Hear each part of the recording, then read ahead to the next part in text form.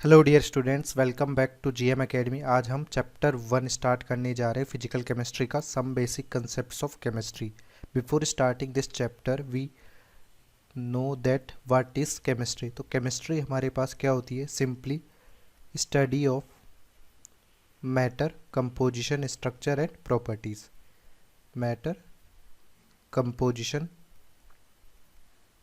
Structure and properties, यानी हमारे पास जो मैटर होता है उसकी प्रॉपर्टीज़, कंपोजिशन और स्ट्रक्चर की जो स्टडी करेंगे अपन, वही क्या होती है? केमिस्ट्री होती है।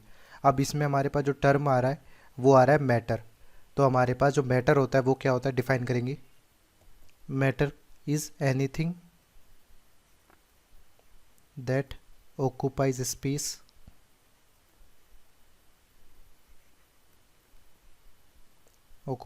Space and have mass is known as matter. तो यानी हमारे सराउंडिंग में जो कुछ भी है सभी किसके अंदर आएगा? मैटर आएगा। कि हमारे आसपास आपका घर की वॉल्स हो गई, आपके पास पेन हो गया, रबर हो गया, जो भी आपकी सराउंडिंग में पेन, पेंसिल, बुक, ये सभी क्या मैटर का पार्ट है। अब इस मैटर में ही क्लासिफिकेशन यदि अपन करें तो ये टू टाइप्स से क्लासिफिकेशन होता है। फर्स्ट क्लासिफिकेशन हमारा होता है फिजिकल क्लासिफिकेशन, सेकंड होता है केमिकल क्लासिफिकेशन। ये दोनों ही कैटेगरीज किसकी है?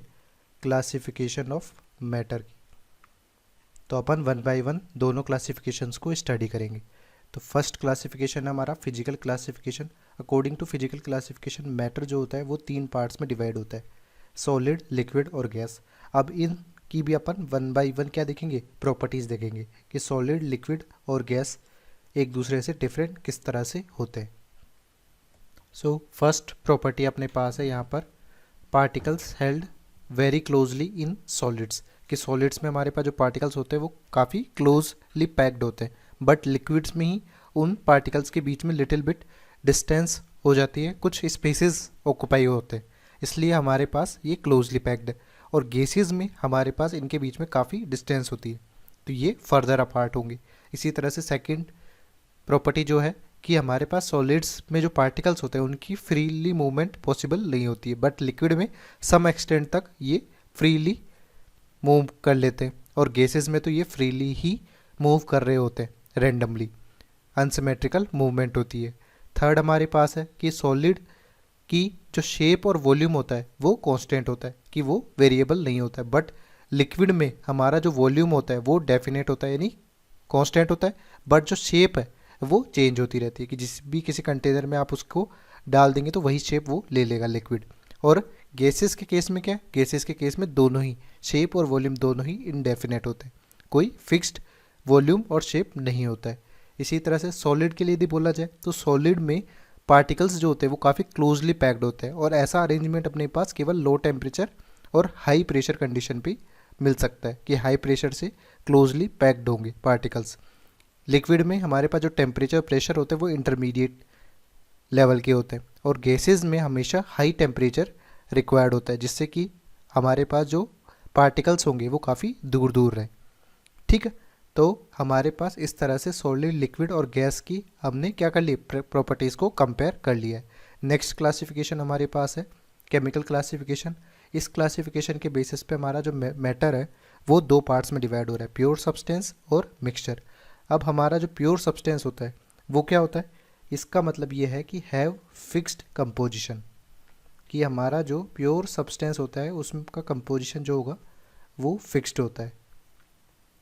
और इसी का रिवर्स यदि अपन बोलें कि हमारे पास इनडेफिनेट या वेरिएबल कंपोजिशन है तो वो क्या हो जाएगा? मिक्सचर हो जाएगा, variable composition.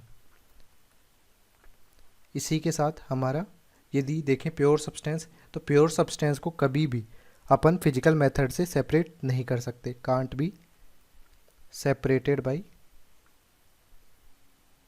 Physical method.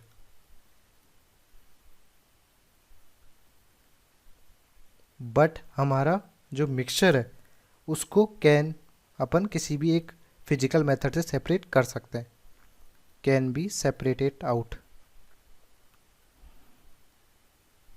Bye physical method. कि हमारे पास फिजिकल मेथड से सेपरेट करके अपन मिक्सचर को किस में कन्वर्ट करते हैं, प्योर सब्सटेंस में कन्वर्ट करते हैं। Can be separated by physical method to pure substance.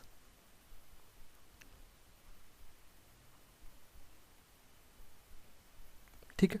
इसके बाद में यदि अपन क्लासिफिकेशन इनके फर्दर करते हैं कि प्योर सब्सटेंस को भी अपन यदि फर्दर क्लासीफाई करें तो हमारे पास ये दो टाइप में क्लासिफाइड होता है। फर्स्ट हमारा एलिमेंट्स, सेकंड हमारा कंपाउंड्स। अब एलिमेंट और कंपाउंड के बारे में भी आपको देखें कि क्या क्या होता है। तो हमारे पास जो एलिमेंट होता है वो केवल वन टाइप के एटम से बना होता है, made of only one type of atoms. And जो कंपाउंड होता है उसमें हमारे पास डिफरेंट टाइप्स ऑफ एटम्स हो सकते हैं। तो यहाँ पर अपन क्या लिखेंगे, मेड ऑफ टू और मोर टाइप ऑफ एटम्स या आयंस। एटम्स के अलावा आयंस भी हो सकते कंपाउंड के फॉर्मेशन के लिए। तो इसी के बेसिस पे अपन कंपाउंड्स को यदि फर्दर क्लासिफाई करें कि हमारे पास एलिमेंट्स का फर्दर क्लासिफिकेशन तो हो रहा नहीं है, कंपाउंड्स भी फर्दर दो टाइप से डिवाइड हो सकते हैं कि आयनिक और कोवलेंट, जिनके बारे में डिटेल में आप ionic compound chemical bonding chapter में पढ़ेंगी। इसी तरह से मिक्सचर को भी अपन यदि फर्दर क्लासीफाई करते हैं तो दो टाइप का मिक्सचर होते हैं। एक तो होता है होमोजीनियस मिक्सचर, जिसका एग्जांपल होता है सॉल्यूशंस, और यहाँ पर हमारे पास होता है हेट्रोजीनियस मिक्सचर। हेट्रोजीनियस मिक्सचर, अब इनके बारे में भी अपन देखें तो होमोजीनियस मिक्सचर कौन से होते हैं, जिनमें यूनिफॉर्म कंपोजिशन होता है through out the mixture. Uniform composition, ठीक है, थ्रू आउट द मिक्सचर।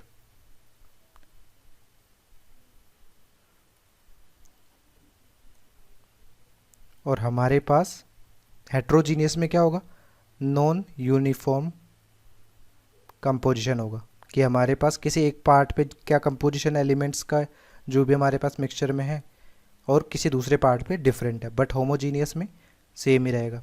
यदि इसके अपन एग्जांपल्स देखें कि हमारे पास एग्जांपल्स यूनिफॉर्म कंपोजिशन के आप लें तो आप यदि NaCl सॉल्ट को वाटर में डिज़ोल्व करते हैं तो सॉल्यूशन जो बनेगा वो यूनिफॉर्म कंपोजिशन होगा थ्रू आउट हमारे पास। हर यदि अपन 1 मिलीलीटर भी उस सॉल्यूशंस में ले लेते हैं तो हमारे पास कंपोजिशन सेम होगा, या अपन 1 ग्लास ऑफ वाटर ले लेते हैं जिसमें NaCl डिज़ोल्व किया है तो भी हमारे पास कंपोजिशन सेम ही रहेगा। बट यदि अपन क्या ले लें, ग्रेफाइट और डायमंड, यहाँ पर एग्जांपल ले लें हेट्रोजीनियस का, ग्रेफाइट प्लस डायमंड, इन दोनों को मिक्स कर रहे हैं तो हमारे पास कंपोजिशन सेम नहीं होगा। या आप दूसरा ले सकते हैं कि सैंड प्लस वाटर, तो यहाँ पर अपन देखेंगे तो सैंड की जो कंसंट्रेशन होगी वाटर में वो किसी एक पोर्शन में ज़्यादा होगी और किसी एक पोर्शन में कम होगी, तो ये हेट्रोजीनियस मिक्सचर का एग्जाम्पल हो जाएगा। ठीक है, तो इस तरह हमने मैटर की डेफिनेशन पढ़ ली है और उनके फिजिकल और केमिकल क्लासिफिकेशन भी पढ़ लिए हैं। अब मैटर के बाद में हमारा जो मेन कंसेप्ट होता है वो क्या होगा कि मैटर के रिएक्शंस कराकर अपन केमिकल रिएक्शन पढ़ते हैं, तो उन्हीं केमिकल रिएक्शन को गवर्न करने के लिए अपन कि वहाँ पर कुछ लॉज बनाने पड़ेंगे जिससे कि केमिकल रिएक्शन को अपन स्टडी कर सकें। तो उन लॉज को क्या कहते हैं, लॉ ऑफ केमिकल कम्बिनेशंस। ये लेवोशियर और डॉल्टन ने प्रपोज किए थे मोस्टली, तो अपन 1 बाय 1 जितने भी लॉज हमारे पास उनको पढ़ेंगे। तो सबसे पहला जो हमारा लॉ है वो है law of conservation of mass. Law of conservation of मास, ये लॉ क्या कहता है हमारे पास कि किसी भी केमिकल रिएक्शन में हमारे पास जितना भी प्रोडक्ट बन रहा है वो उसका मास टोटल रिएक्टेंट कंज्यूम्ड या टोटल रिएक्टेंट के मास के बराबर होगा। ठीक है, जैसे कि हमारे पास क्या है, इस स्टेटमेंट का मतलब ये है कि during a reaction total mass of reactant total mass of reactant consumed. यहाँ पर माना जाता है कि कंप्लीटली रिएक्टेंट कंज्यूम हो जा रहा है, तब हमारे पास इसका जो मास होगा वो प्रोडक्ट के बराबर होगा, is equal to total mass of product. यहाँ पर आप लिख सकते हैं कि अज्यूम 100% कन्वर्जन हो रहा है। यदि 100% कन्वर्जन नहीं होगा तो हमारे पास जो अनरिएक्टेड रिएक्टेंट का मास प्लस प्रोडक्ट का मास, ये किसके बराबर हो जाएगा? कंज्यूम मास के बराबर हो जाएगा। यानी कंज्यूम्ड मास और प्रोडक्ट का मास वो इनिशियल रिएक्टेंट मास के बराबर हो जाएगा। ठीक है, तो यहाँ पर अपन देखें कि इसका स्टेटमेंट का क्या मतलब है कि एक केमिकल रिएक्शन अपन ने देखी A प्लस बी, ये कन्वर्ट हो रहा है किसमें? C प्लस डी में। तो यदि मैं यहाँ पर बोल दूँ कि ये 10 ग्राम है और ये 20 ग्राम है, तो 10 ग्राम और 20 ग्राम से लेट से यहाँ पर हमारे पास 15 ग्राम डी बन रहा है, तो C का मास क्या होगा? तो अपन law of conservation of mass यहाँ पे लगाएंगे। अकॉर्डिंग टू लॉ जो मास होगा वो लेफ्ट हैंड साइड और राइट हैंड साइड सेम होगा। तो यहाँ पर लेफ्ट हैंड साइड में कितना है? 30 ग्राम है, इसका अपन मान लेते हैं x ग्राम है, तो यहाँ पर x प्लस 15, तो x की वैल्यू कितनी हो जाएगी? 15 ग्राम हो जाएगी। तो यहाँ पर C का मास हमारे पास हो जाएगा 15 ग्राम। तो ये लॉ ऑफ कंजर्वेशन ऑफ मास अपने को स्टेट करता है कि लेफ्ट हैंड साइड और राइट हैंड साइड में हमारे पास मास जो होगा वो कंजर्व रहेगा। इसी के बेसिस पे यहाँ पर एक्सेप्शनल अपन देखें तो न्यूक्लियर रिएक्शंस में अपन बोल सकते हैं कि वहाँ पर मास कंजर्व नहीं होता है। क्यों? क्योंकि वहाँ पर जो कुछ मास होगा रिएक्टेंट का वो क्या हो जाएगा? एनर्जी में कन्वर्ट हो जाता है। तो वहाँ पर होगा मास प्लस एनर्जी, कि रिएक्टेंट की और प्रोडक्ट की मास प्लस एनर्जी आप यदि कंजर्व कराएंगे तब ये रिएक्शन नॉर्मल रिएक्शंस के बराबर ही एप्लीकेबल हो जाएगा वहाँ पर भी। ठीक है, तो इस तरह से लॉ ऑफ कंजर्वेशन ऑफ मास को स्टेट किया जाता है।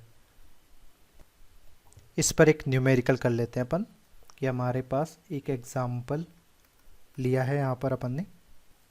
क्वेश्चन है what weight of silver nitrate AgNO3 will react with 0.585 gram NaCl to produce 1.435 gram AgCl and 0.85 gram NaNO3।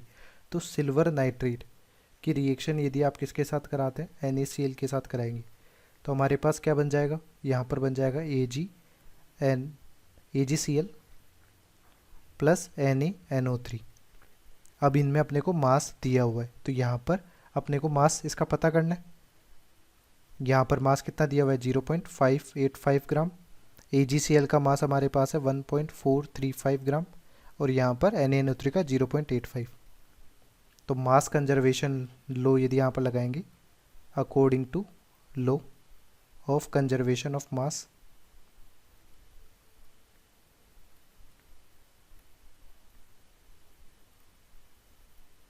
जो मास होगा वो लेफ्ट हैंड साइड और राइट हैंड साइड में इक्वल होगा। तो इस बेसिस पे यदि यहाँ पर AgNO3 का मास x रखते हैं तो x प्लस 0.585 जो होगा इक्वल हो जाएगा किसके? 1.435 प्लस 0.85 के, जिसको आप सॉल्व करेंगे तो x की वैल्यू हमारे पास आ जाएगी 1.70 ग्राम। तो इस तरह से आप मास कंजर्वेशन लॉ का यूज़ करके केमिकल रिएक्शन में किसी एक पर्टिकुलर रिएक्टेंट आइदर प्रोडक्ट का मास कैलकुलेट कर सकते हैं। ठीक है, नेक्स्ट हमारा लॉ है law of constant proportion, chemical combination law series में लॉ ऑफ कांस्टेंट या definite proportion.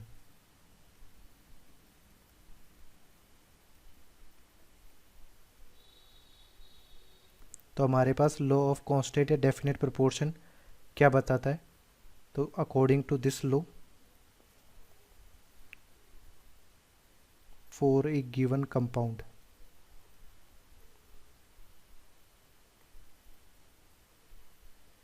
Ratio of mass of each element is always constant irrespective of source, irrespective of source from which it is taken। इस statement का क्या मतलब है कि हमारे पास कोई भी ऐसा कंपाउंड हो जिसमें हमारे जो एलिमेंट्स है वो एक फिक्स्ड मास रेशियो में कंबाइंड होते हैं। फॉर एग्जांपल हमने ले लिया कि H2O, ठीक है। H2O में हमारे पास हाइड्रोजन और ऑक्सीजन है, हाइड्रोजन और ऑक्सीजन। यहाँ पर हाइड्रोजन का मास देखेंगे तो ये 2 ग्राम है, ऑक्सीजन का हमारे पास कितना होगा 16 ग्राम। तो ये रेशियो हमेशा 1:8 ही रहेगा, चाहे इसका सोर्स कुछ भी हो, चाहे ये वाटर हमारे पास रेन वाटर हो या टेप वाटर हो या किसी केमिकल रिएक्शन से बना वाटर हो। जैसे कि यदि अपन मीथेन का कंबशन करा दें तो हमारे पास CO2 + H2O बन जाएगा, तो भी हमारे पास जो H2O बनेगा उसमें हाइड्रोजन और ऑक्सीजन का मास रेशियो जो होगा वो हमेशा 1:8 ही रहेगा। ये हमारा लॉ ऑफ डेफिनेट प्रोपोर्शन कहता है। इसके बेसिस पे अपन एक न्यूमेरिकल करते हैं। तो हमारे पास क्वेश्चन है कि फर्स्ट एक्सपेरिमेंट करा आपने और उस फर्स्ट एक्सपेरिमेंट में क्या किया कि 0.5 ग्राम सिल्वर को डिसोल्व किया एक्सेस नाइट्रिक एसिड में। फिर इस सॉल्यूशन को अपन ने ट्रीट किया किसके साथ, एक्सेस NaCl के साथ में, तो उससे अपने को 0.66 ग्राम AgCl इज फॉर्म्ड। तो हमारे पास एक्सपेरिमेंट 1, इस एक्सपेरिमेंट 1 में क्या किया, इनिशियली हमने सिल्वर लिया, उसको एक्सेस नाइट्रिक एसिड के साथ में रिएक्शन करा दी। एक्सेस नाइट्रिक एसिड के साथ रिएक्शन कराएंगे तो हमारे पास ये सिल्वर नाइट्राइट में कन्वर्ट हो जाएगा, जिसको NaCl सॉल्यूशन में यदि अपन डिसोल्व किया एक्सेस में तो हमारे पास क्या बनेगा, AgCl बन जाएगा। अब ये जो AgCl बना है वो हमारे पास 0.66 ग्राम बन चुका है, ठीक है। और अपन ने अभी मास कंजर्वेशन लॉ पढ़ाई है, तो यदि सिल्वर अपन 0.5 ग्राम यहाँ पर ले रहे हैं, मास ऑफ सिल्वर ये दिया हुआ है, तो अपन AgCl के मास से मास ऑफ क्लोरीन निकाल सकते हैं। तो जो मास ऑफ क्लोरीन होगा वो कितना हो जाएगा, AgCl का मास माइनस सिल्वर का मास 0.5, तो हमारे पास कितना मास आ जाएगा क्लोरीन का, ये आ जाएगा 0.16 ग्राम, ठीक है। अब अपने को देखना है कि AgCl में सिल्वर और क्लोरीन के जो मास है उसका रेशियो क्या होगा। मास रेशियो यहाँ पर सिल्वर और क्लोरीन इन AgCl, तो हमारे पास कितना है, सिल्वर हमारे पास 0.5 है, रेशियो हमारा 0.16 है। या आप इसको इस तरह से रख सकते हैं कि रेशियो आप इस तरह से रखें तो ये वैल्यू हमारे पास कैलकुलेट करने पे आएगी 3.125। इसी तरह से आप दूसरा एक्सपेरिमेंट करते हैं। दूसरा एक्सपेरिमेंट हमारा क्वेश्चन में ही बोला गया, उस एक्सपेरिमेंट में क्या बोला गया कि 1 gram metallic silver wire is heated in dry chlorine. तो हमारे पास सिल्वर वायर लिया अपन ने, उसको Cl2 के साथ में रिएक्शन कराई तो यहाँ पर AgCl बन गया। अब जो ये AgCl बना है ये 1.32 ग्राम बना है, और सिल्वर वायर अपन ने कितना लिया था, 1 ग्राम लिया था। तो इससे अपने पास क्या हो जाएगा, मास ऑफ क्लोरीन निकालेंगे तो हमारे पास 1.32 माइनस 1.0, तो ये 0.32 हो जाएगा। अब यहाँ पर भी अपन मास रेशियो देखें, मास रेशियो हमारे पास क्या हो जाएगा, सिल्वर का मास और क्लोरीन का मास। सिल्वर का मास हमारे पास कितना है यहाँ पर 1 ग्राम, और क्लोरीन का मास है 0.32, तो ये वैल्यू भी आप कैलकुलेट करेंगे तो आ जाएगी 3.125। तो आप देखिए कि हमारे पास 2 पाथ अपन ने यूज़ किए सिल्वर क्लोराइड को बनाने के, पर दोनों ही पाथ में सिल्वर क्लोराइड में सिल्वर और क्लोरीन का जो मास रेशियो है वो सेम आया 3.125। इसका मतलब क्या है कि ये दोनों experiment law of constant proportion को फुलफिल करते हैं, ठीक है। तो इस तरह से अपन ने इसका, इस लॉ का ऑब्जर्वेशन को अपन ने क्या कर दिया, वेरीफाई कर दिया थ्रू दिस एग्जाम्पल। इसके बाद अपन नेक्स्ट लॉ देखते हैं। थर्ड लॉ हमारा जो है वो है law of multiple proportions. Law of multiple proportion.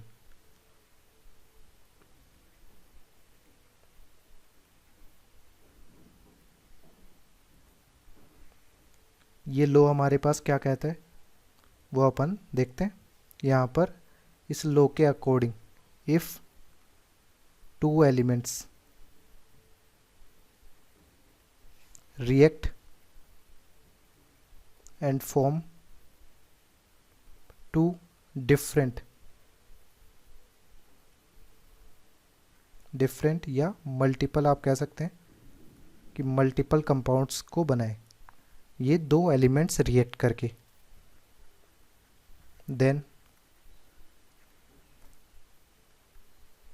Then for fixed mass of one element, for fixed कि हमारे पास एक जो सारे के सारे कंपाउंड्स हैं उनमें अपन किसी एक एलिमेंट के मास को फिक्स कर दें, तब अपने पास the ratio of mass of other element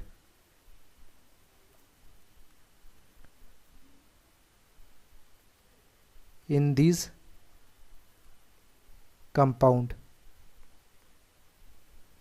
is always integer ratio।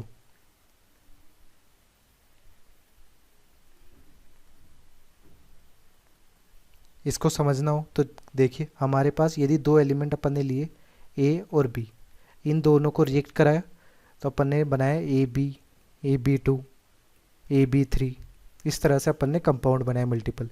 तो यदि अपन ए को फिक्स्ड कर दें, ठीक है, तो हमारे पास जो B है उनका रेशियो अपन गौर से देखें तो ये 1:2:3 आएगा। तो हमारे पास क्या आ रहा है, ये इंटीजर रेशियो आ रहा है। यही हमारा लॉ ऑफ मल्टीपल प्रोपोर्शन भी कहता है। तो इसी के बेसिस पे अपन एक एग्जांपल करते हैं। तो हमारा क्वेश्चन है कि नाइट्रोजन एंड ऑक्सीजन दोनों कंबाइन होके कुछ पर्टिकुलर कंपाउंड्स का फॉर्मेशन कर रहे हैं, जैसे NO, N2O, N2O3 और N2O5।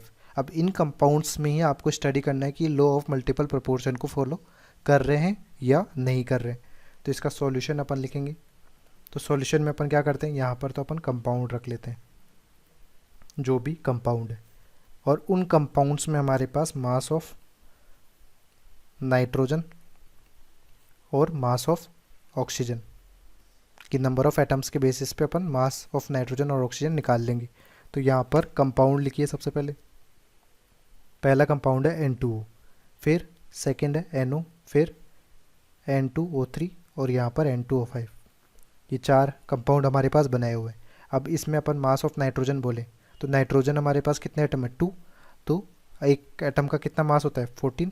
तो 2 × 14 यानी 28। मास ऑफ ऑक्सीजन यहाँ पर 16 होगा, एक ही एटम है।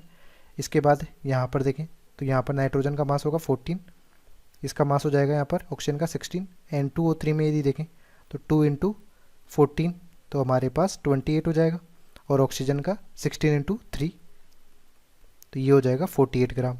यहाँ पर नाइट्रोजन का मास देखें तो 2 × 14 यानी 28 ग्राम, और हमारे पास ऑक्सीजन का मास कितना हो जाएगा, 16 × 5 यानी 80 ग्राम। अब अपने को क्या करना है, किसी एक एलिमेंट का मास फिक्स कर देना है। तो हमारे पास लेट से मास ऑफ ऑक्सीजन जो है वो अपन ने फिक्स कर, sorry mass of nitrogen upon fix करते हैं। मास ऑफ नाइट्रोजन इज़ 28 ग्राम। अब यदि नाइट्रोजन का मास 28 ग्राम है तो उसके रेस्पेक्ट में मास ऑफ ऑक्सीजन क्या होगा, मास ऑफ नाइट्रोजन 28 ग्राम है, then respective mass of oxygen, mass of oxygen तो हर एक कंपाउंड में हमारे पास उसी रेस्पेक्ट में आएगा। तो यहाँ पर देखिए 28 ग्राम नाइट्रोजन के रेस्पेक्ट में ऑक्सीजन कितना है, 16 ग्राम। तो इसके रेस्पेक्ट में अपन देखेंगे तो यहाँ पर आ जाएगा कितना, 16। यहाँ पर हमारे पास 14 ग्राम नाइट्रोजन के रेस्पेक्ट में कितना है मास, 16 ग्राम। तो 28 ग्राम नाइट्रोजन यदि लेंगे तो इसका ट्वाइस हो जाएगा, तो यहाँ पर आ जाएगा 32 ग्राम। इसी तरह यहाँ पर देखें 28 ग्राम के रेस्पेक्ट में 48, तो यहाँ पर 48 आ जाएगा। यहाँ पर 28 के रेस्पेक्ट में ऑक्सीजन का मास 80 है। तो हमारे पास ये मास ऑफ ऑक्सीजन आ रहा है। अब इस रेशियो को आप गौर से देखें तो 16, 32, 48 और 80। तो ये जो रेशियो हमारे पास आ रहा है इसको सॉल्व करेंगे तो यहाँ पर 1:2:3:5 एक इंटीजर रेशियो हमारे पास ऑब्टेंड हो रहा है। यदि अपन किसी एक एलिमेंट के मास को फिक्स कर रहे हैं तो दूसरे एलिमेंट के जो रेस्पेक्टिव मासेस होंगे उनका रेशियो अपन निकालेंगे तो वो एक इंटीजर रेशियो आ रहा है। और यही हमारा क्या है, लॉ ऑफ मल्टीपल प्रोपोर्शन है। तो इस तरह अपन ने लॉ ऑफ मल्टीपल प्रोपोर्शन को वेरीफाई कर दिया थ्रू दिस एग्जाम्पल। नेक्स्ट हमारे पास लॉ है fourth, law of reciprocal proportion.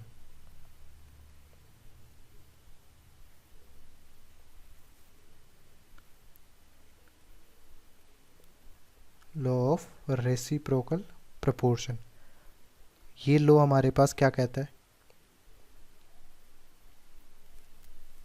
If 3 elements,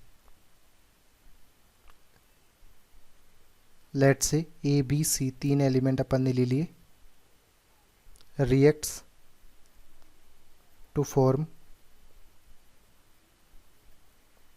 A B and A C compound,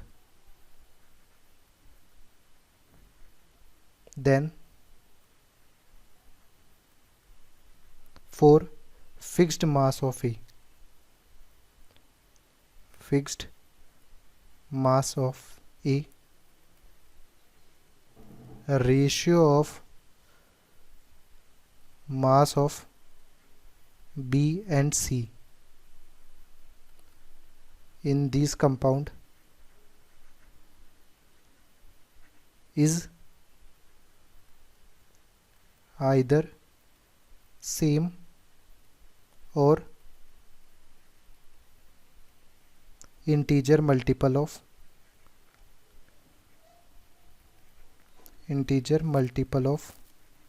ratio of mass of B and C in the compound BC when they react with each other।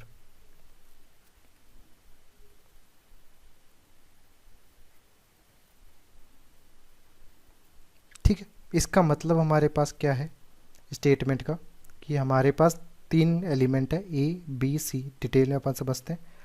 इसमें हमारे पास ए जो है वो B के साथ react करके A B compound बना रहा है, यही ए सी के साथ रिएक्ट करके ए सी कंपाउंड बना रहा है।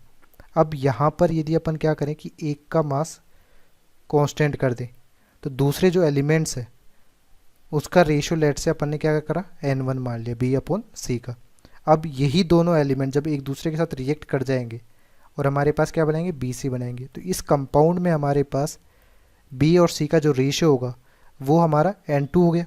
तो यदि ये दोनों रेशियो सेम है तो हमारा जो n1 अपॉन n2 का रेशियो होगा वो 1 आ जाएगा, या सेम नहीं होगा तो वो क्या होगा, रेशियो इंटीजर होना चाहिए। यही हमारा क्या कह रहा है, लॉ ऑफ रेसिप्रोकल प्रोपोर्शन कह रहा है। तो इसको समझने के लिए अपन एक एग्जांपल ले लेते हैं। जैसे कि हमने लिया कार्बन हाइड्रोजन और ऑक्सीजन, यहाँ पर ले लिया कार्बन हाइड्रोजन और ऑक्सीजन। ठीक है, अब हमारा जो कार्बन है उसकी रिएक्शन करा दी अपन ने हाइड्रोजन के साथ, यहाँ पर बन गया CH4। कार्बन की ऑक्सीजन के साथ रिएक्शन करा दी तो बन गया हमारे पास क्या, CO2। ठीक है, अब यहाँ पर दोनों ही केसेस में अपन देखें तो यहाँ पर कार्बन हमारे पास एक ही एटम है, 12 ग्राम कार्बन है, और हाइड्रोजन देखें तो 4 ग्राम हाइड्रोजन है। कार्बन डाइऑक्साइड में भी 12 ग्राम कार्बन है और हमारे पास ऑक्सीजन के 2 एटम है, इसलिए 32 ग्राम ऑक्सीजन हो जाएगा। अब यहाँ पर 12 ग्राम को अपन फिक्स कर दें तो हाइड्रोजन और ऑक्सीजन का रेशियो अपन देखेंगे तो हमारे पास रेशियो कितना आ जाएगा, यहाँ पर हाइड्रोजन का 4 और ये 32, तो ये 1:8 हो जाएगा। ठीक है, बट यदि अपन हाइड्रोजन और ऑक्सीजन दोनों को कंबाइन कर दें एक साथ और हमारे पास क्या बन जाए, H2। अब ये जो H2O बना है, ये H2O में हमारे पास हाइड्रोजन और ऑक्सीजन का रेशियो देखें तो यहाँ पर 2 ग्राम है और ऑक्सीजन यहाँ पर 16 ग्राम है, तो ये रेशियो अपन देखेंगे तो ये आ जाएगा हमारे पास क्या, 1:8। तो ये हमारा जो रेशियो था इसे अपन क्या कहेंगे, N1 और इसे कहेंगे N2। तो यहाँ पर N1/N2 हमारे पास क्या आ रहा है, 1 आ रहा है। दैट मीन्स ये लॉ ऑफ रेसिप्रोकल प्रोपोर्शन को फुलफिल कर रहा है। सिमिलरली अपन एक एग्जांपल लेकर भी इस लॉ को समझते हैं। तो क्वेश्चन हमारे पास, an oxide of copper contains 11.2% oxygen, एक chloride of copper contains 35.86% chlorine and an oxide of chlorine contains 18.64% oxygen. Show that these data illustrate the law of reciprocal proportion. तो मेनली यहाँ पर 3 एलिमेंट है, copper, इसके साथ chlorine और एक oxygen. इन तीनों एलिमेंट पे हमने को लॉ ऑफ रेसिप्रोकल प्रोपोर्शन को जस्टिफाई करना है। तो सबसे पहले अपन देख लेते हैं in copper oxide. Copper oxide जो अपन ने बनाया है, इस कॉपर ऑक्साइड में यदि अपन देखें तो कॉपर ऑक्सीजन अपने पास दिया हुआ है कितना, 11.2। तो लेट से अपने पास 100 ग्राम हर एक सैंपल है, तो यहाँ पर 11.2 ग्राम क्या हो जाएगा, ऑक्सीजन। और जो हमारा कॉपर होगा उसको अपन कैसे निकालेंगे, 100 में से 11.2 को माइनस करके, तो ये 88.8 हो जाएगा। ठीक है, तो यहाँ पर कॉपर ऑक्साइड में परसेंटेज के बेसिस पे अपन देख रहे हैं, तो यहाँ पर 88.8 ग्राम में ऑक्सीजन कितना है, 11.2 ग्राम है। तो हमारे पास यदि अपन बोले फिक्स्ड मास करने के लिए कि अपन कॉपर का मास फिक्स्ड कर दे 1 ग्राम, फॉर 1 ग्राम कॉपर हमारे पास क्या हो जाएगा, मास of oxygen. Mass of oxygen जो हो जाएगा वो क्या हो जाएगा, यहाँ पर 11.2 डिवाइडेड बाई 88.8। ये आपने कैसे देखा कि 88.8 में 11.2 ग्राम ऑक्सीजन है, तो 1 ग्राम में कितना होगा, 11.2 अपॉन 88.8। सिंपल यूनिटरी मेथड है। तो इसी के बेसिस पे अपन यहाँ पर मास ऑफ ऑक्सीजन निकाल लेंगे। यदि अपन मास 1 ग्राम कॉपर का कांस्टेंट कर देते हैं तो ये आ जाएगा 0.126 ग्राम ऑक्सीजन का मास। इसी तरह से आप कॉपर क्लोराइड में देखें, in copper chloride, copper chloride में हमारा जो क्लोरीन है वो होगा 35.86 और कॉपर हमारे पास कितना हो जाएगा, ये हो जाएगा 100 माइनस 35.86 जो कि सॉल्व करने पे आएगा 64.14। तो यहाँ पर अपन मास देखना चाहे कि 64.14 ग्राम के लिए 35.86 है, तो for 1 gram copper mass of chlorine क्या हो जाएगा, 35.86 डिवाइडेड बाई 64.14 जो कि आएगा 0.559। अब अपन ने जो मास रखा है 1 ग्राम कॉपर के लिए, रेशियो जो हो जाएगा किसका, यहाँ पर ऑक्सीजन और क्लोरीन का, इन कॉपर ऑक्साइड और कॉपर क्लोराइड। तो यहाँ पर अपन देख लें कि ratio of oxygen and chlorine, तो यहाँ पर ऑक्सीजन का मास कितना था 1 ग्राम कॉपर के रेस्पेक्ट में 0.126 और हमारे पास क्लोरीन का कितना था 0.559। ये हमारा ऑक्सीजन और क्लोरीन का मास हो जाएगा। तो इसको सॉल्व करेंगे तो ये वैल्यू हमारे पास आएगी अराउंड 1/4.4। ये इस तरह से रेशियो आ जाएगा। अपने पास ये दो कंपाउंड्स में आ गया। अब ये जो क्लोरीन और ऑक्सीजन का रेशियो अपन ने निकाला है, इसी रेशियो को अपन देखें कि हमारे पास कंबाइंड करके कि क्लोरीन ऑक्सीजन के साथ कंबाइंड हो रहा है, तब हमारा क्लोरीन ऑक्साइड बन रहा है। तो ये क्लोरीन ऑक्साइड में जो ऑक्सीजन हो जाएगा वो 18.64 ग्राम होगा। तो क्लोरीन हमारे पास 100 माइनस 18.64 आप कर देंगे तो 81.36 हमारे पास ये हो जाएगा। तो अपन यहाँ पर भी क्या देखना चाहते हैं, यहाँ पर ऑक्सीजन और क्लोरीन का रेशियो देखना चाहते हैं मास का। तो ऑक्सीजन और क्लोरीन के रेशियो अपन देखें तो 18.64 अपॉन यहाँ पर हो जाएगा 81.36। ये रेशियो भी हमारे पास होगा 1/4.36 जो कि लगभग बराबर है किसके 1/4.4 के। तो यहाँ पर देखिए अब इन दोनों कंपाउंड में जो ऑक्सीजन और क्लोरीन का रेशियो है वही सेम रेशियो हमारे पास जब ये दोनों एलिमेंट खुद रिएक्ट करके बना रहे हैं कंपाउंड, तब इनमें जो मास रेशियो होगा वो भी सेम है। तो यहाँ पर ये मास रेशियो क्या है N1 और ये मास रेशियो क्या है, N2। तो यहाँ पर N1/N2 जो हो जाएगा वो 1 के बराबर हो जाएगा। दैट मीन्स ये जो डेटा दिया गया है ये लॉ ऑफ रेसिप्रोकल प्रोपोर्शन को जस्टिफाई करता है।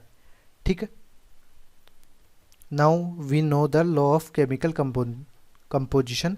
तो हमारे पास क्या हो जाएगा, अब इसके बाद में हमारा जो नेक्स्ट टॉपिक है वो है Dalton's atomic theory. Dalton's atomic theory. तो हमारे पास किसी भी मैटर का सबसे स्मॉलेस्ट इंडिविजुअल पार्टिकल जो होता था वो क्या होता था, एटम। और उसको जो डिफाइन किया था सबसे पहले वो किसने किया था, डाल्टन ने किया था, कि एटम जो नेम है वो हमारे पास डाल्टन ने इंट्रोड्यूस किया था। तो उसी ने फिर एटॉमिक थ्योरी प्रपोज कर दी। तो इसकी जो एटॉमिक थ्योरी के जो पोस्टुलेट्स है वो हमारे पास काम के होते हैं। तो पहला स्टेटमेंट जो है वो क्या है कि ऑल मैटर, जो भी आपके सराउंडिंग में प्रेजेंट है, all matter are made of very tiny particles, very tiny particles which is named as atom, named as atom। तो इसके हिसाब से, डाल्टन के हिसाब से क्या था कि एटम सबसे स्मॉलेस्ट इंडिविजिबल एंटिटी है फॉर एनी मैटर। इसके अलावा कि जब भी कोई केमिकल रिएक्शन हो रही होती है तो उसमें एटम्स पार्टिसिपेट करते हैं। तो atoms can take part in chemical reaction, कि हमारे पास किसी भी केमिकल रिएक्शन के लिए स्मॉलेस्ट लेवल पे यदि कोई एंटिटी रिएक्ट कर रही है तो वो क्या होंगे, एटम्स होंगे। इसके अलावा किसी भी पर्टिकुलर एक एलिमेंट में जितने भी एटम्स हैं वो सब आइडेंटिकल होंगे। All atoms are identical in particular atom, कि हमारे पास एक पर्टिकुलर एलिमेंट, कि लेट से अपन ने क्या बोल दिया, एक कॉपर एलिमेंट है, उस कॉपर एलिमेंट में जितने भी एटम्स होंगे वो सब आइडेंटिकल होंगे। ठीक है, फोर्थ स्टेटमेंट हमारे पास कि जो एटम्स है उनका न तो जनरेशन किया जा सकता है और न ही उनको डिस्ट्रॉय किया जा सकता है, यानी उनको फर्दर डिवाइड भी आप नहीं कर सकते। Atoms can not be generated and destroyed. तो ये हमारे पास कुछ पोस्टुलेट थे जो डाल्टन ने प्रपोज किए थे, बट इनमें से कुछ पॉइंट्स क्या थे, फर्दर रिसर्च करने के बाद में वोलेट होने लग गए। तो ये इसके कुछ ड्रॉबैक्स भी अपन स्टडी करेंगे कि हमारे पास या इनके जो स्टेटमेंट्स है उनका वोलेशन कहाँ पर जाकर हो गया। तो सबसे पहले लिमिटेशंस में अपन देखें तो डाल्टन ने क्या कहा था कि किसी भी मैटर के लिए सबसे स्मॉलेस्ट जो एंटिटी होगी वह क्या होगी, एटम होगी। बट यहाँ पर ये स्टेटमेंट गलत सिद्ध हो गया। कैसे, कि हमारे पास जो गैसेस है जो इंडिपेंडेंट एग्जिस्टेंस रखती है, कि ऑल गैसेस या मोस्टली गैसेस कह सकते हो आप, gases for example hydrogen, oxygen, N2 exist in molecular form, molecular या ग्रुप ऑफ एटम्स के फॉर्म में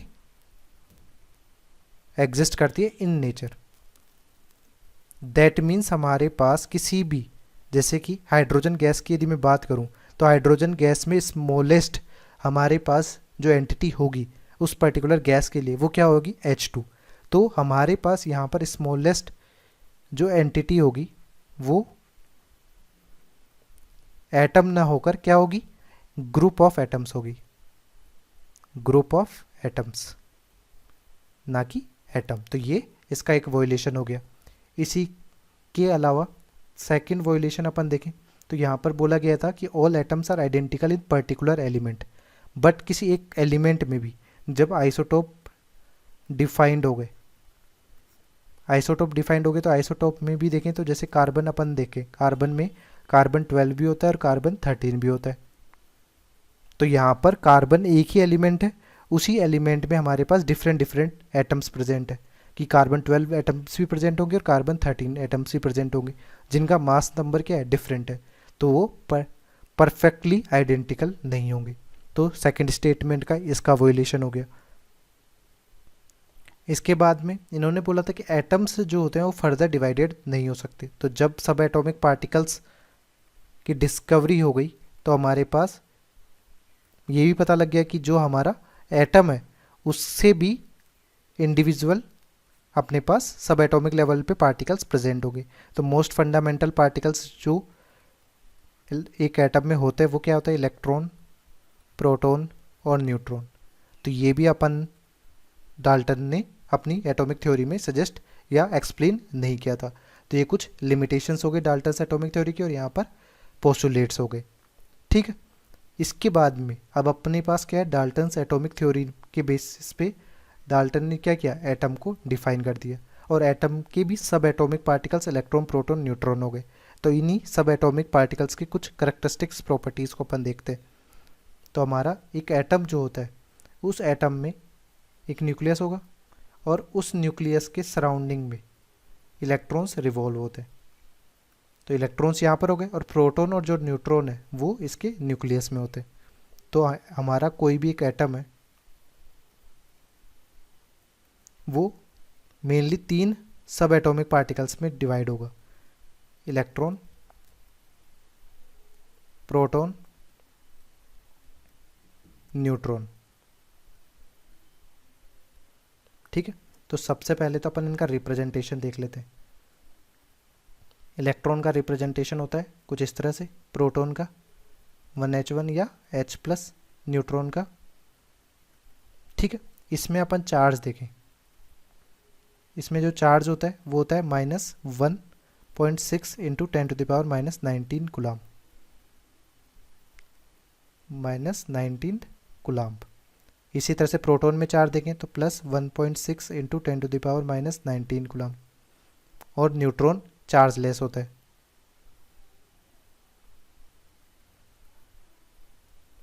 इसी तरह से अपन दूसरे रिप्रेजेंटेशन देखें कि यहाँ पर जो मास होगा, मास अपन एटॉमिक मास यूनिट में बोलें तो प्रोटॉन का मास भी हमारे पास 1 एटॉमिक मास यूनिट होता है, न्यूट्रॉन का भी 1 एटॉमिक मास यूनिट होगा और इलेक्ट्रॉन का जो मास होगा वो 1 एटॉमिक मास यूनिट का क्या कह सकते हैं, अपना 1/8 लगभग इतना कम होगा। ठीक है, कि इलेक्ट्रॉन के मास का अराउंड 2000 टाइम्स प्रोटॉन का मास होता है। यदि किलोग्राम में मास अपन लिखना चाहें तो इसका मास होता है 9.1 इंटू 10⁻⁻31 किलोग्राम इलेक्ट्रॉन का मास। प्रोटॉन का मास अपन देखें तो 1.67 इंटू 10⁻⁻27 किलोग्राम। न्यूट्रॉन का मास भी मास ऑफ प्रोटॉन के ही बराबर होता है। ठीक है, तो इस तरह से अपन ने इलेक्ट्रॉन, प्रोटॉन और न्यूट्रॉन की कुछ बेसिक करेक्टरिस्टिक्स को कंपेयर कर लिया। इसके बाद में हमारे पास देखें एटॉमिक रिप्रेजेंटेशन, कि हमारा कोई भी एटम है उसमें पार्टिकल्स तो अपन ने डिफाइन कर दिए, बट उस एटम को अपन रिप्रेजेंट किस तरह से करेंगे, एटॉमिक रिप्रेजेंटेशन। तो एटॉमिक रिप्रेजेंटेशन किस तरह से करते हैं, किसी भी एलिमेंट एक्स, इसको रिप्रेजेंट करने का तरीका है आइदर इस तरह से रिप्रेजेंट कर सकते हैं या ये इस तरह से रिप्रेजेंट हो सकता है। जहाँ पर एक्स क्या है, ये हमारा एलिमेंट सिंबल है, कि जो भी एलिमेंट है उसका सिंबल। इसके बाद में जेड जो है वो हमारा एटॉमिक नंबर है,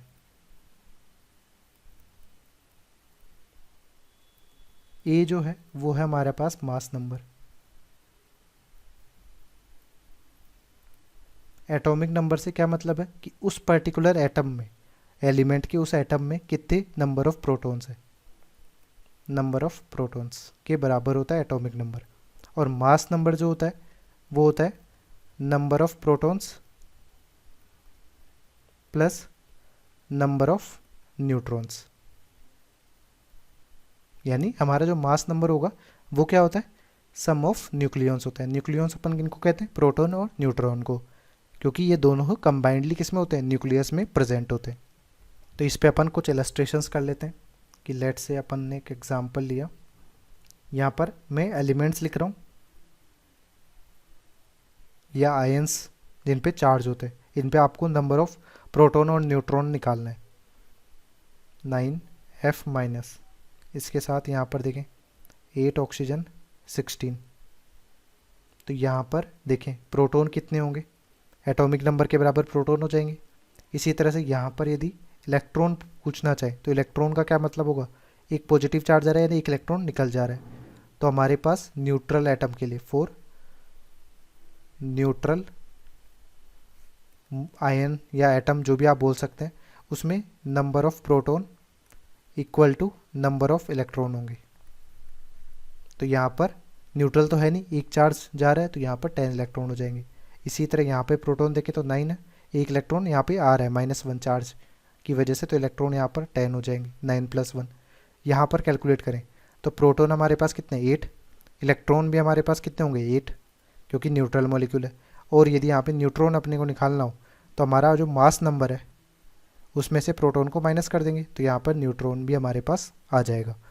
ठीक है, तो एक हमारे पास क्वेश्चन है, in carbon 12 atom if number of electron is doubled and number of proton is halved then calculate the percentage change in mass number of carbon 12। तो कार्बन 12 के मास नंबर में अपने को देखना है। तो कार्बन 12 अपन ने ले लिया 6C12।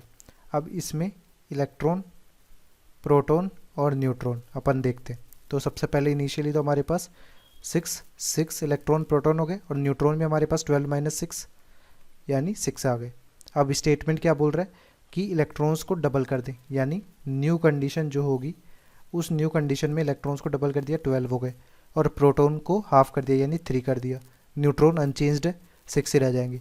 अब यहाँ पर अपन मास नंबर देखें, मास नंबर हमारे पास प्रोटॉन और न्यूट्रॉन का समेशन होता है 6 + 6 यहाँ पर 12, और यहाँ पर हमारे पास मास नंबर प्रोटॉन और न्यूट्रॉन का समेशन यानी 6 + 3 9। तो हमारे पास परसेंटेज चेंज अपन देखना चाहे, परसेंटेज चेंज क्या होगा कि फाइनल वैल्यू हमारे पास और इनिशियल वैल्यू का डिफरेंस। तो हमारे पास 12 - 9 3 है चेंज, और इनिशियल वैल्यू हमारे पास 12 है, इसको 100 से मल्टीप्लाई कर देंगे तो हमारे पास कितनी वैल्यू कैलकुलेट करके आएगी 25 वैल्यू कैलकुलेट करके आएगी। तो हमारा जो परसेंटेज चेंज होगा मास नंबर में 12 to 9 वो कितना हो रहा है 25% का चेंज हो रहा है। ठीक है, नाउ अपन ने एटॉमिक रिप्रेजेंटेशन पढ़ लिया है। अब अपन कुछ बेसिक इंपॉर्टेंट टर्म्स के बारे में पढ़ेंगे, जैसे कि आइसोटोप, आइसोटोन, आइसोबार, इस तरह से। तो फर्स्ट हमारी जो टर्म है वो है आइसोटोप। आइसोटोप का क्या मतलब होता है कि ऐसे एटम्स जिनमें एटॉमिक नंबर तो सेम हो, सेम एटॉमिक नंबर, बट जो उनका मास नंबर होगा वो डिफरेंट होगा, but different mass number. For example हमारे पास अपन ले लें प्रोटियम, इसको अपन 1H1 1H2 1H3 हाइड्रोजन के 3 आइसोटोप होते हैं। इसको अपन क्या बोलेंगे, इसका नाम है प्रोटियम। 1H2 को ड्यूटेरियम लिखते हैं और 1H3 को ट्रीटियम। ये तीनों ही में ही देखें तो एटॉमिक नंबर हाइड्रोजन का 1 है, बट मास नंबर 1 2 3 है। तो इस बेसिस पे अपन देखें तो यहाँ पर इलेक्ट्रॉन, प्रोटॉन और न्यूट्रॉन अपन चेक करें तो प्रोटॉन और न्यूट्रॉन, यहाँ पर प्रोटॉन 1 है, न्यूट्रॉन 0 है। यहाँ पर प्रोटॉन 1 है, न्यूट्रॉन भी 1 है, 2 - 1। यहाँ पर प्रोटॉन हमारे पास 1 है, न्यूट्रॉन हमारे पास कितने 2 है। तो यदि अपने पास स्टेटमेंट कभी दिया जाए, नोट करके लिख लीजिए कि hydrogen element, hydrogen element does not contain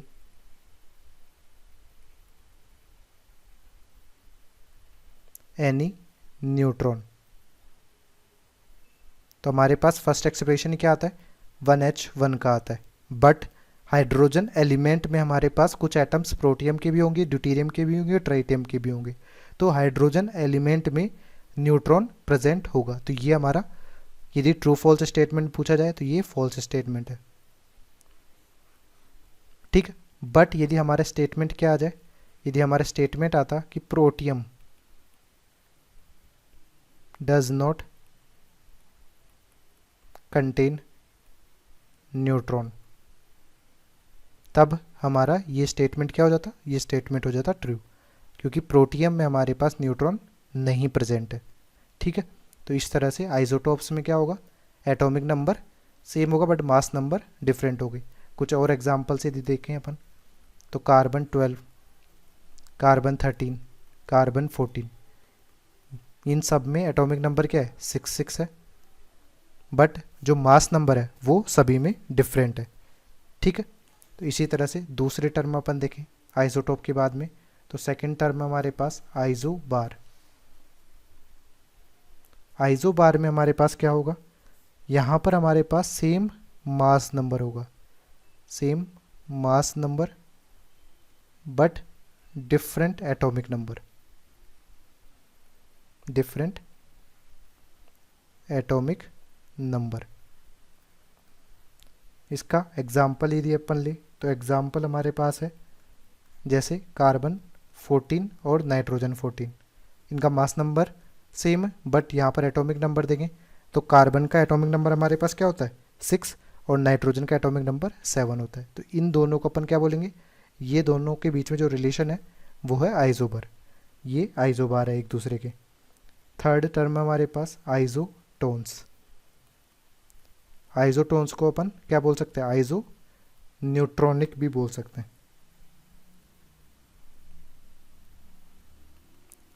iso neutronic से क्या मतलब है कि यहाँ पर जो दो एलिमेंट्स होंगे या दो से ज़्यादा एलिमेंट्स के बीच में अपन रिलेशन देख रहे होंगे उनमें नंबर ऑफ न्यूट्रॉन सेम होंगे, same number of neutrons. For example अपन देखें कार्बन 13 और नाइट्रोजन 14, तो कार्बन 13 6, नाइट्रोजन यहाँ पर, तो नंबर ऑफ न्यूट्रॉन्स यदि यहाँ पर कैलकुलेट करें तो 13 माइनस 6 होगा और यहाँ पर 14 माइनस 7 होगा, तो ये वैल्यू भी 7 आएगी और ये वैल्यू भी 7 आएगी। तो यहाँ पर न्यूट्रॉन्स हमारे पास क्या हो जाएंगे, सेम हो जाएंगे। इसी तरह से दूसरा एग्जाम्पल यदि अपन ले तो दूसरा एग्जाम्पल हमारे पास क्या हो जाएगा, सिलिकॉन का 14, सिलिकॉन 30, इसके साथ ही हमारे पास 15 फास्फोरस 31 और सल्फर का यदि देखें तो ये इस तरह से। अब सभी में आप नंबर ऑफ न्यूट्रॉन निकाल सकते हैं कि मास नंबर में से एटॉमिक नंबर को माइनस कर दीजिए, तो नंबर ऑफ न्यूट्रॉन्स आप कैलकुलेट करेंगे 30 माइनस 14, तो ये हो जाएगा हमारे पास 16। तो इसमें भी हमारे पास 16 न्यूट्रॉन आएंगे, इसमें भी 16 न्यूट्रॉन आएंगे। तो ये सब एक दूसरे के क्या है, आइसो न्यूट्रॉनिक है या आइसोटोन, इनके बीच में रिलेशन अपन कह सकते हैं। नेक्स्ट टर्म है फोर्थ आइसो इलेक्ट्रॉनिक। तो आइसो इलेक्ट्रॉनिक स्पीसीज कौन सी होती है कि हमारे पास एटम, मॉलिक्यूल या आयंस कुछ भी हो जिनमें यदि हमारे पास क्या हो, सेम नंबर ऑफ इलेक्ट्रॉन हो, possessing same number of electrons are known as isoelectronic. तो इसके एग्जाम्पल्स अपन देखें कि फॉर एग्जाम्पल अपन ने लिया यहाँ पर नियोन और सोडियम प्लस, इन दोनों में यदि अपन नंबर ऑफ इलेक्ट्रॉन चेक करें तो यहाँ पर इलेक्ट्रॉन 10 इलेक्ट्रॉन हो जाएंगे, यहाँ पर इलेक्ट्रॉन हमारे पास क्या होगा, न्यूट्रल एटम तो है नहीं, सोडियम +1 है तो 11 माइनस 1 यानी 10, तो ये दोनों एक दूसरे क्या होंगे, आइसो इलेक्ट्रॉनिक हो जाएंगे। दूसरे ऑप्शंस देखें, ये फर्स्ट एग्जाम्पल हो गया। सेकेंड एग्जाम्पल में देखें आप NH4 plus CH4 Mg2 plus और H2, ठीक है। तो यहाँ पर नंबर ऑफ इलेक्ट्रॉन अपन देखें तो number of electron upon calculate करें NH4 प्लस के लिए, तो यहाँ पर नाइट्रोजन में इलेक्ट्रॉन 7 होते हैं, हाइड्रोजन में 4 और एक इलेक्ट्रॉन बाहर जा रहा है, तो यहाँ पर समेशन कर देंगे तो ये आ जाएगा 10 इलेक्ट्रॉन। इसी तरह से CH4 में कैलकुलेट करेंगे तो 6, कार्बन में इलेक्ट्रॉन हो गया, हाइड्रोजन में 1 इलेक्ट्रॉन होता है, 4 एटम्स है तो 4 हो जाएगा, यहाँ पर 10 इलेक्ट्रॉन। मैग्नीशियम का एटॉमिक नंबर 12 होता है, 2 इलेक्ट्रॉन रिमूव हो गए तो यहाँ पर भी 10 इलेक्ट्रॉन हो गए। H2O में हमारे पास 2 तो हाइड्रोजन से हो जाएंगे और ऑक्सीजन से 8 हो जाएंगे, तो यहाँ पर भी 10 इलेक्ट्रॉन हो गए। तो सभी के सभी जो स्पीसीज़ है ये एक दूसरे क्या हो जाएंगी, आइसो इलेक्ट्रॉनिक हो जाएगी, ठीक है। इसी तरह से अब अपन नेक्स्ट टर्म देखते हैं, फिफ्थ टर्म है हमारे पास आइसोस्टर। आइसोस्टर का क्या मतलब है कि हमारे पास जो स्पीसीज़ है उनमें सेम नंबर ऑफ एटम्स होने चाहिए and same number of electrons भी होने चाहिए। फॉर एग्जांपल अब इसमें अपन लें, यहाँ पर एग्जांपल हो गया जैसे कार्बन डाइऑक्साइड और N2O। अब कार्बन डाइऑक्साइड में आप नंबर ऑफ एटम्स कंपैरिजन करें तो नंबर ऑफ एटम्स यहाँ पर कार्बन और ऑक्सीजन 3 है, N2O में भी 3 है। अब नंबर ऑफ इलेक्ट्रॉन्स कार्बन में हमारे पास 6 है, ऑक्सीजन पे 8 इंटू 2 है, तो यहाँ पर 6 + 16 ये हो जाएगा 22 इलेक्ट्रॉन। यहाँ पर N2O में देखें तो हमारे पास नाइट्रोजन के कितने एटम्स है 2, तो 2 इंटू 7 और ऑक्सीजन का 8, तो ये हो जाएगा 14 + 8 यानी 22 इलेक्ट्रॉन। तो कार्बन डाइऑक्साइड और N2O में हमारे पास नंबर ऑफ इलेक्ट्रॉन और नंबर ऑफ एटम्स सेम है, तो यहाँ पर ये एक दूसरे क्या हो जाएंगे, आइसोस्टर्स हो जाएंगे। इसी तरह एक और एग्जांपल लें इसका, तो हमारे पास OF2 और HClO ये दोनों कंपाउंड भी एक दूसरे क्या है, आइसोस्टर्स है, क्योंकि इनमें भी अपन कंपैरिजन करें एटम्स, तो एटम्स यहाँ पर भी 3 हैं, यहाँ पर भी 3 है।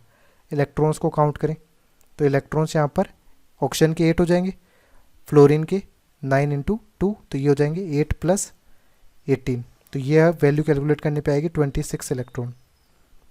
और इसी तरह से HClO में देखें तो HClO में हाइड्रोजन क्लोरीन का 17 प्लस ऑक्सीजन का 18, तो कैलकुलेट करने पे ये भी आ गया 26 इलेक्ट्रॉन।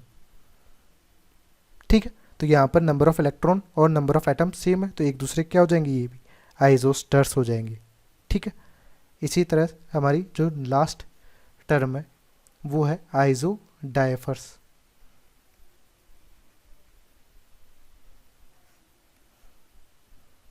आइसोडाइफर्स क्या होते हैं? आइसोडाइफर्स दोज एलिमेंट्स या इन विच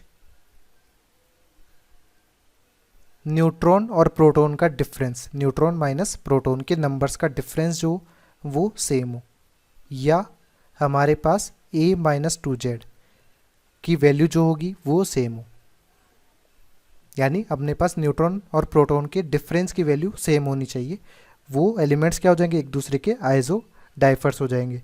तो फॉर एग्जांपल 1 ले लेते हैं, हमारे पास बोरोन 11 और कार्बन 13। ठीक है, इसमें अपन देखें प्रोटॉन हमारे पास कितने 5, यहाँ पर न्यूट्रॉन कितने होंगे 11 - 5 विच इज़ 6। इसी तरह से यहाँ पर प्रोटॉन देखें तो 6, नंबर ऑफ न्यूट्रॉन देखें तो 13 - 6 यानी 7। अब न्यूट्रॉन और प्रोटॉन का डिफरेंस देखें, न्यूट्रॉन प्रोटॉन यानी 6 - 5 1, यहाँ पर भी देखें 7 - 6 यानी 1, तो ये जो डिफरेंस है वो दोनों में सेम आ रहा है, इसका मतलब यहाँ पर ये दोनों एक दूसरे क्या हो जाएंगे, आइसोडाइफर्स हो जाएंगे। इसी तरह एक और एग्जांपल लेते हैं, सेकंड एग्जांपल में अपन कंपैरिजन करते हैं 7 नाइट्रोजन 15 और यहाँ पर फ्लोरीन 19। अब यहाँ पर अपन A-2Z वैल्यू देखेंगे डायरेक्ट। Z क्या एटॉमिक नंबर है, एटॉमिक नंबर हमारा क्या होगा, नंबर ऑफ प्रोटॉन्स के बराबर होगा, तो हमारे पास वैल्यूज़ क्या हो जाएंगी, यहाँ पर 15 में से माइनस करिए आप 7 × 2 को, तो ये हो जाएगी 15 - 14 विच इज़ इक्वल टू 1। यहाँ पर अपन देखें 19 - 9 × 2, तो ये हो जाएगा 19 - 18 विच इज़ इक्वल टू 1।